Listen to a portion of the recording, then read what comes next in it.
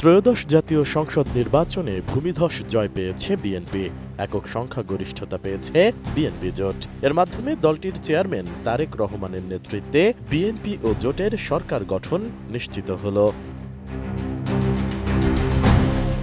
এদিকে ঢাকা ১৭ আসনের জয়ী প্রার্থী বিএনপি চেয়ারম্যান তারেক রহমানকে অভিনন্দন জানিয়েছেন ওই আসনে তার প্রতিদ্বন্দ্বী জামাতে ইসলামীর প্রার্থী doctor SM. Khaliduzzaman.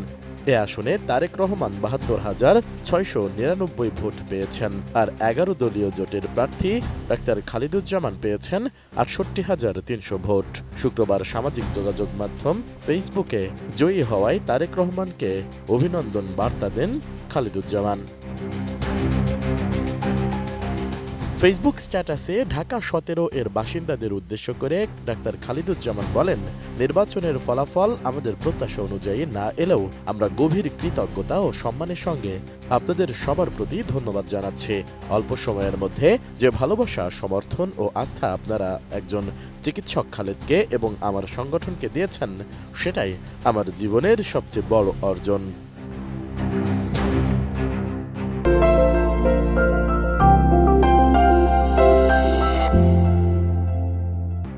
Doctor Khaliduzzaman আরও বলেন, কাল হতে সারা দেশে যে নীরব দৃশ্যপটের সাক্ষী আপনারা হয়েছেন, মনোযোগের কেন্দ্রবিন্দুতে থাকা ঢাকা ১৭ নিশ্চয়ই তার বাইরে নয়। অনেক জায়গায় আমরা সামান্য ভোটে পিছিয়ে থেকেছি, কিন্তু এই অল্প ব্যবধানই প্রমাণ করে মানুষ পরিবর্তন চায়, মানুষ বিকল্প চায়, মানুষ নীতিভিত্তিক রাজনীতি চায়। এই জাগরণই আমাদের শক্তি। এ সময় নেতাকর্মী ও সমর্থকদের ধন্যবাদ জানান জামাতের এই পরাজিত প্রার্থী। তিনি বলেন, যারা দিনরাত পরিশ্রম করেছেন, অনেক কষ্ট সহ্য করেছেন, তবুও আদর্শ থেকে সরে যাননি, আপনাদের আত্মত্যাগ বৃথা যাবে না ইনশাআল্লাহ।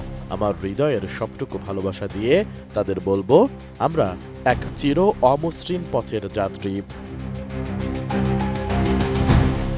কল্যাণের রাজনীতি একটি দীর্ঘ পথ চলা। আজ ফলাফল যাই হোক, মানুষের আস্থা অর্জনের যে যাত্রা শুরু হয়েছে তা থামবে না। যারা কষ্ট করে ভোট কেন্দ্রে গিয়ে সিল দিয়ে আমাদের ভালোবাসা প্রদর্শন করেছেন, সেটাই হবে আগামী দিনের জন্য আমাদের সবচাইতে বড় পুঁজি।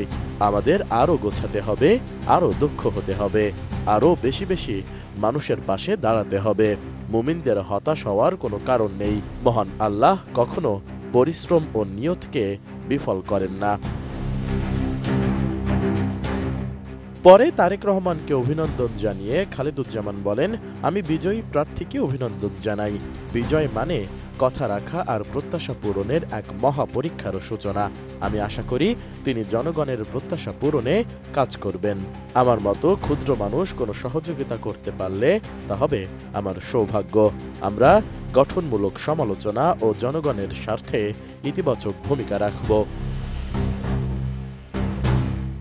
সবশেষ ডাক্তার খালিদুজ্জামান তার স্ট্যাটাসে ঢাকা ১৭ বাসীর উদ্দেশ্যে আরও বলেন, আপনাদের ভালোবাসা আমার শক্তি।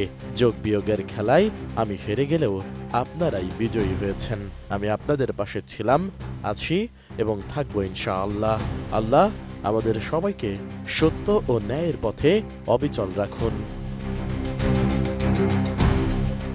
S I Raj, ATN news.